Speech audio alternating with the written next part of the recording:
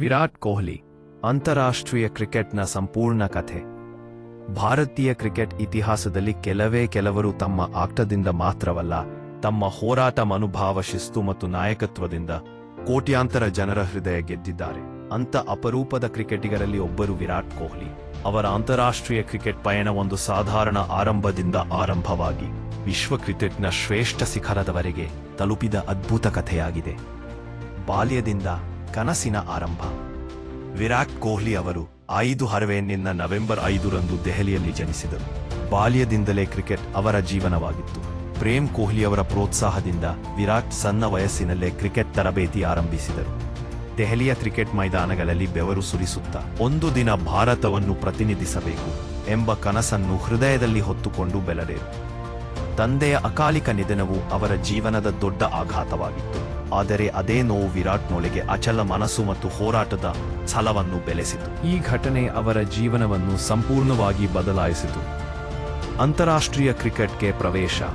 700ರಲ್ಲಿ ಅಂಡರ್-19 ವಿಶ್ವಕಪ್ ಗೆದ್ದು ಭಾರತ ತಂಡವನ್ನು ನಾಯಕನಾಗಿ ಮುನ್ನಡೆಸಿದ ವಿರಾಟ್ ಅದೇ ವರ್ಷ ಶ್ರೀಲಂಕಾ ವಿರುದ್ಧ ಏಕದಿನ ಪಂದ್ಯದಲ್ಲಿ ಅಂತಾರಾಷ್ಟ್ರೀಯ ಕ್ರಿಕೆಟ್ಗೆ ಪ್ರವೇಶ ಪಡೆದರು. ಆರಂಭದಲ್ಲಿ ಅವಕಾಶಗಳು ಸೀಮಿತವಾಗಿದ್ದರೂ ಪ್ರತಿ ಪಂದ್ಯದಲ್ಲೂ ತಮ್ಮ ಸಾಮರ್ಥ್ಯವನ್ನು ಸಾಬೀತುಪಡಿಸುತ್ತಾ ತಂಡದಲ್ಲಿ ಶಾಶ್ವತ ಸ್ಥಾನ ಪಡೆದರು. ಏಕದಿನ ಕ್ರಿಕೆಟ್ನಲ್ಲಿ ಬೆಳವಣಿಗೆ. ವಿರಾಟ್ ಕೊಹ್ಲಿ ಏಕದಿನ ಕ್ರಿಕೆಟ್ನಲ್ಲಿ ನಿಧಾನವಾಗಿ ದೃಢವಾಗಿ ಬೆಳೆದರು. 2019 ವಿಶ್ವಕಪ್ ತಂಡದ ಸದಸ್ಯರಾಗಿದ್ದ ಅವರು ಫೈನಲ್ ಪಂದ್ಯದಲ್ಲಿ ಮಹತ್ವದ ರನ್ಗಳನ್ನು ಗಳಿಸಿದರು. ಭಾರತ ವಿಶ್ವಕಪ್ ಗೆದ್ದ ಕ್ಷಣ ವಿರಾಟ್ ಜೀವನದ ಮಹತ್ವದ ತಿರುವಾಗಿತ್ತು. ಏಕದಿನ ಕ್ರಿಕೆಟ್ನಲ್ಲಿ ನಿರಂತರ ಶತಕಗಳು, ಚೇಸಿಂಗ್ನಲ್ಲಿ ಅಪ್ರತಿಮ ಪ್ರದರ್ಶನ, ಒತ್ತಡದ ಕ್ಷಣಗಳಲ್ಲಿ ತಂಡವನ್ನು ಗೆಲುವಿನತ್ತ ಕರೆದೊಯ್ಯುವ ಸಾಮರ್ಥ್ಯ, ಇವೆಲ್ಲದರ ಮೂಲಕ ರನ್ ಮಷೀನ್ ಎಂಬ ಬಿರುದು ಪಡೆದರು. ಟೆಸ್ಟ್ ಕ್ರಿಕೆಟ್ನ ರಾಜ. ಟೆಸ್ಟ್ ಕ್ರಿಕೆಟ್ನಲ್ಲಿ ಆರಂಭದಲ್ಲಿ ವಿರಾಟ್ ಸ್ವಲ್ಪ ಹೋರಾಟ ಅನುಭವಿಸಿದರು. ಆದರೆ ಆಸ್ಟ್ರೇಲಿಯಾ ಮತ್ತು ಇಂಗ್ಲೆಂಡ್ ಪ್ರವಾಸಗಳಲ್ಲಿ ಅವರ ಆಟ ಸಂಪೂರ್ಣ ಬದಲಾಗಿತು. ಕಠಿಣ ಪಿಚ್ಗಳಲ್ಲೂ ಶತಕಗಳನ್ನು ಗಳಿಸುವ ಮೂಲಕ ಅವರು ಟೆಸ್ಟ್ ಕ್ರಿಕೆಟ್ನಲ್ಲೂ ಶ್ರೇಷ್ಠ ಬ್ಯಾಟ್ಸ್ಮನ್ ಆಗಿ ಬೆಳೆದರು. ನಾಯಕನಾಗಿ ಭಾರತವನ್ನು ವಿಶ್ವದ ನಂಬರ್ 1 ಟೆಸ್ಟ್ ತಂಡವನ್ನಾಗಿ ಮಾಡಿದರು. ವಿದೇಶಗಳಲ್ಲಿ ಟೆಸ್ಟ್ ಸರಣಿಗಳನ್ನು ಗೆದ್ದರು. ಫಿಟ್ನೆಸ್ ಮತ್ತು ಆಕ್ರಮಣಕಾರಿ ಮನೋಭಾವಕ್ಕೆ ಹೊಸ ವ್ಯಾಖ್ಯಾನ ನೀಡಿದರು. ಟಿ20 ಕ್ರಿಕೆಟ್ನ ಮಹಾನಕ್ಷತ್ರ. ಟಿ20 ಕ್ರಿಕೆಟ್ನಲ್ಲಿ ವಿರಾಟ್ ಕೊಹ್ಲಿ ಎಂದರೆ ಸ್ಥಿರತೆ ಮತ್ತು ಕ್ಲಾಸ್ನ ಸಂಕೇತ. ಟಿ20 ವಿಶ್ವಕಪ್ಗಳಲ್ಲಿ ಅವರು ಅನೇಕ ಬಾರಿ ಭಾರತವನ್ನು ಒಬ್ಬರೇ ಮುನ್ನಡೆಸಿದರು. ಒತ್ತಡ ಪಂದ್ಯಗಳಲ್ಲಿ ಅವರ ಬ್ಯಾಟಿಂಗ್ ವಿಶ್ವ ಕ್ರಿಕೆಟ್ ಅಭಿಮಾನಿಗಳಿಗೆ ಮರೆಯಲಾಗದ ಅನುಭವ ನೀಡಿದೆ. ನಾಯಕತ್ವ ಮತ್ತು ಸವಾಲುಗಳು. ವಿರಾಟ್ ಕೊಹ್ಲಿ 3 ಫಾರ್ಮ್ಯಾಟ್ಗಳಲ್ಲಿ ಭಾರತದ ನಾಯಕನಾಗಿದ್ದರು. ಅವರ ನಾಯಕತ್ವದಲ್ಲಿ ತಂಡಕ್ಕೆ ಹೊಸ ಆತ್ಮವಿಶ್ವಾಸ, ಯುವ ಆಟಗಾರರಿಗೆ ಅವಕಾಶ, ಫಿಟ್ನೆಸ್ಗೆ ಹೆಚ್ಚಿನ ಮಹತ್ವ. ಆದರೆ ಒತ್ತಡ, ಟೀಕೆಗಳು ಮತ್ತು ವೈಯಕ್ತಿಕ ಫಾರ್ಮ್ ಕುಸಿತವು ಅವರ ಜೀವನದಲ್ಲಿ ಕಠಿಣ ಹಂತವನ್ನು ತಂದಿತು. ಕೆಲ ವರ್ಷಗಳು ಶತಕವಿಲ್ಲದೆ ಕಳೆಯುವುದು ವಿರಾಟ್ಗೆ ದೊಡ್ಡ ಪರೀಕ್ಷೆಯಾಗಿತ್ತು. ಮರಳಿ ಎದ್ದ ನಿಜವಾದ ಚಾಂಪಿಯನ್. ಟೀಕೆಗಳು, ಸಂಶಯಗಳು ಎಲ್ಲವನ್ನೂ ಮೀರಿ ವಿರಾಟ್ ಕೊಹ್ಲಿ ಮತ್ತೆ ಶತಕಗಳ ಮಳೆಯನ್ನೇ ಸುರಿಸಿದರು. ಟಿ20 ಮತ್ತು ಏಕದಿನ ಪಂದ್ಯಗಳಲ್ಲಿ ಅವರ ಶತಕಗಳು ಎಂದು ಎಂಬುದಕ್ಕೆ ಉತ್ತರವಾಗಿವೆ. ದಾಖಲೆಗಳು ಮತ್ತು ಸಾಧನೆಗಳು. ವಿರಾಟ್ ಕೊಹ್ಲಿ ಎಲ್ಲಾ ಫಾರ್ಮ್ಯಾಟ್ಗಳಲ್ಲಿ ಸಾವಿರಾರು ರನ್ಗಳು, ಅನೇಕ ಶತಕಗಳ ದಾಖಲೆ. ವಿಶ್ವ ಕ್ರಿಕೆಟ್ನ ಶ್ರೇಷ್ಠ ಆಟಗಾರರ ಪೈಕಿ ಒಬ್ಬರು. ಆದರೆ ಸಂಖ್ಯೆಗಳಿಗಿಂತಲೂ ಹೆಚ್ಚು ಅವರ ಆಟದ ಮನೋಭಾವವೇ ಅವರನ್ನು ವಿಭಿನ್ನವಾಗಿಸಿದೆ. ಇಂದಿನ ವಿರಾಟ್ ಕೊಹ್ಲಿ. ಇಂದು ವಿರಾಟ್ ಕೊಹ್ಲಿ ಕೇವಲ ಕ್ರಿಕೆಟಿಗನಲ್ಲ, ಅವರು ಯುವಕರಿಗೆ ಪ್ರೇರಣೆ, ಶಿಸ್ತು ಮತ್ತು ಪರಿಶ್ರಮದ ಪ್ರತೀಕ. ಭಾರತೀಯ ಕ್ರಿಕೆಟ್ನ ಜೀವಂತ ದಂತಕತೆ. ಅವರು ಮೈದಾನದಲ್ಲಿ ಆಡುತ್ತಿರುವ ಪ್ರತಿ ಪಂದ್ಯವೂ ಹೊಸ ಅಧ್ಯಾಯವನ್ನು ಬರೆಯುತ್ತಿರುವಂತೆ ಕಾಣುತ್ತದೆ. ಅಂತಿಮವಾಗಿ ವಿರಾಟ್ ಕೊಹ್ಲಿಯ ಅಂತಾರಾಷ್ಟ್ರೀಯ ಕ್ರಿಕೆಟ್ ಕಥೆಯೆಂದರೆ ಹೋರಾಟ, ಸಾಧನೆ, ವಿಫಲತೆ, ಪುನರುತ್ಥಾನ ಮತ್ತು ಮಹತ್ವದ ಯಶಸ್ಸಿನ ಕತೆ. ಈ ಕತೆ ಮುಗಿದಿಲ್ಲ, ಇನ್ನೂ ಬರೆಯಲ್ಪಡುತ್ತಲೇ ಇದೆ.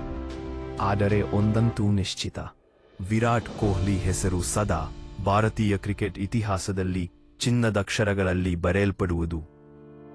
ವಿರಾಟ್ ಕೊಹ್ಲಿ, RCB ಜೊತೆಗಿನ ಹೋರಾಟ, ನಿಷ್ಠೆ ಮತ್ತು ಇತಿಹಾಸ. ವಿರಾಟ್ ಕೊಹ್ಲಿ ಎಂಬ ಹೆಸರು ಭಾರತೀಯ ಕ್ರಿಕೆಟ್ನಲ್ಲಿ ಕೇವಲ ಆಟಗಾರನ ಹೆಸರಲ್ಲ, ಅದು ಹೋರಾಟ, ನಿಷ್ಠೆ ಮತ್ತು ಅಸಾಧ್ಯವನ್ನು ಸಾಧ್ಯ ಮಾಡುವ ಮನೋಭಾವದ ಪ್ರತೀಕ. IPL ಆರಂಭವಾದಾಗಿನಿಂದಲೂ ರಾಯಲ್ ಚಾಲೆಂಜರ್ಸ್ ಬೆಂಗಳೂರು ತಂಡದೊಂದಿಗೆ ತನ್ನ ಸಂಪೂರ್ಣ ಕ್ರಿಕೆಟ್ ಜೀವನವನ್ನು ಬೆಸೆದುಕೊಂಡಿರುವ ಏಕೈಕ ಆಟಗಾರನಾಗಿ ವಿರಾಟ್ ಕೊಹ್ಲಿ ಇತಿಹಾಸ ನಿರ್ಮಿಸಿದ್ದಾರೆ. ಅಂಚಾದಿಲಿ ಆರಂಭದ ವಿರಾಟ್ ಕೊಹ್ಲಿ ಯುವ ಪ್ರತಿಭೆಯಾಗಿ RCB ತಂಡಕ್ಕೆ ಆಯ್ಕೆಯಾದರು. ಆ ಸಮಯದಲ್ಲಿ ಆರ್ಸಿಬಿ ತಂಡದಲ್ಲಿ ರಾಹುಲ್ ದ್ರಾವಿಡ್, ಅನಿಲ್ ಕುಂಬ್ಳೆ, ಮ್ಯಾಕ್ ಕಾಲಿಸ್ ಮುಂತಾದ ದೊಡ್ಡ ಹೆಸರುಗಳಿದ್ದರು. ವಿರಾಟ್ಗೆ ಹೆಚ್ಚಿನ ಅವಕಾಶಗಳು ದೊರೆಯಲಿಲ್ಲ. ಆದರೆ ಪ್ರತಿಯೊಂದು ಅವಕಾಶವನ್ನು ಬಳಸಿಕೊಂಡು ತನ್ನ ಪ್ರತಿಭೆಯನ್ನು ತೋರಿಸುವ ದೃಢ ಸಂಕಲ್ಪವನ್ನು ಅವರು ಹೊಂದಿದ್ದರು. ಆರಂಭಿಕ ವರ್ಷಗಳಲ್ಲಿ ವಿರಾಟ್ ಕೊಹ್ಲಿಯ ಪ್ರದರ್ಶನ ಏರುಪೇರುಗೊಂಡಿತ್ತು. ಕೆಲ ಪಂದ್ಯಗಳಲ್ಲಿ ಉತ್ತಮ ಆರಂಭ ನೀಡಿದರೂ ನಿರಂತರತೆಯ ಕೊರತೆಯಿಂದ ಟೀಕೆಗಳು ಎದುರಾದವು. ಆದರೆ ವಿರಾಟ್ ತಮ್ಮ ಮೇಲೆ ನಂಬಿಕೆ ಕಳೆದುಕೊಳ್ಳಲಿಲ್ಲ. ಏರ್ಪೋನಿಂಚ ದಿಲ್ಲಿಯ ಆರ್ಸಿಬಿ ತಂಡದಲ್ಲಿ ಅವರು ಪ್ರಮುಖ ಬ್ಯಾಟ್ಸ್ಮನ್ ಆಗಿ ರೂಪುಗೊಂಡರು. ತಂಡದ ಅವಲಂಬನೆ ವಿರಾಟ್ ಕೊಹ್ಲಿ ಎಂಬ ಮಟ್ಟಕ್ಕೆ ಅವರ ಪಾತ್ರ ಬೆಳೆಯಿತು. 260ರಲ್ಲಿ ವಿರಾಟ್ ಕೊಹ್ಲಿಗೆ ಆರ್ಸಿಬಿ ತಂಡದ ನಾಯಕತ್ವದ ಹೊಣೆ ನೀಡಲಾಯಿತು. ನಾಯಕನಾಗಿ ಅವರು ತಂಡವನ್ನು ಮುನ್ನಡೆಸಲು ಶ್ರಮಿಸಿದರು. ಅವರ ನಾಯಕತ್ವದ ಅವಧಿಯಲ್ಲಿ ಆರ್ಸಿಬಿ ಹಲವಾರು ಬಾರಿ ಪ್ಲೇಆಫ್ಗೆ ಪ್ರವೇಶಿಸಿದರೂ ಐಪಿಎಲ್ ಟ್ರೋಫಿ ಮಾತ್ರ ಕೈತಪ್ಪಿತು. ವಿಶೇಷವಾಗಿ 260ರ ಐಪಿಎಲ್ ಸೀಸನ್ ವಿರಾಟ್ ಕೊಹ್ಲಿಯ ಆರ್ಸಿಬಿ ಪಯಣದಲ್ಲಿ ಚಿನ್ನದ ಅಧ್ಯಾಯವಾಗಿತ್ತು. ಆ ಸೀಸನ್ನಲ್ಲಿ ಅವರು ತನ್ನೇನು 4 ರನ್ಗಳನ್ನು ಗಳಿಸಿ ಐಪಿಎಲ್ ಇತಿಹಾಸದಲ್ಲೇ ಅತಿ ಹೆಚ್ಚು ರನ್ಗಳ ದಾಖಲೆ ನಿರ್ಮಿಸಿದರು. 4 ಶತಕಗಳು ಮತ್ತು ಹಲವು ಅರ್ಧಶತಕಗಳೊಂದಿಗೆ ಒಬ್ಬ ಆಟಗಾರ ಏನು ಮಾಡಬಲ್ಲನು ಎಂಬುದನ್ನು ಜಗತ್ತಿಗೆ ತೋರಿಸಿದರು. ಆದರೆ 260ರ ಫೈನಲ್ನಲ್ಲಿ ಆರ್ಸಿಬಿ ಸೋಲುವ ಮೂಲಕ ಟ್ರೋಫಿ ಮತ್ತೊಮ್ಮೆ ದೂರವಾಯಿತು. ಈ ಸೋಲು ವಿರಾಟ್ ಕೊಹ್ಲಿಯ ಮನಸ್ಸಿನಲ್ಲಿ ಆಳವಾದ ನೋವನ್ನು ಮೂಡಿಸಿತು. ಆದರೂ ಅವರು ಆರ್ಸಿಬಿ ತಂಡವನ್ನು ಬಿಡುವ ಯೋಚನೆಯನ್ನೇ ಮಾಡಲಿಲ್ಲ.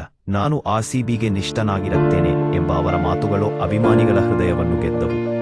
260ರ ಐಪಿಎಲ್ ಸೀಸನ್ನಲ್ಲಿ ಆರ್ಸಿಬಿ ನಾಯಕನಾಗಿ ಮುಂದುವರೆದರು.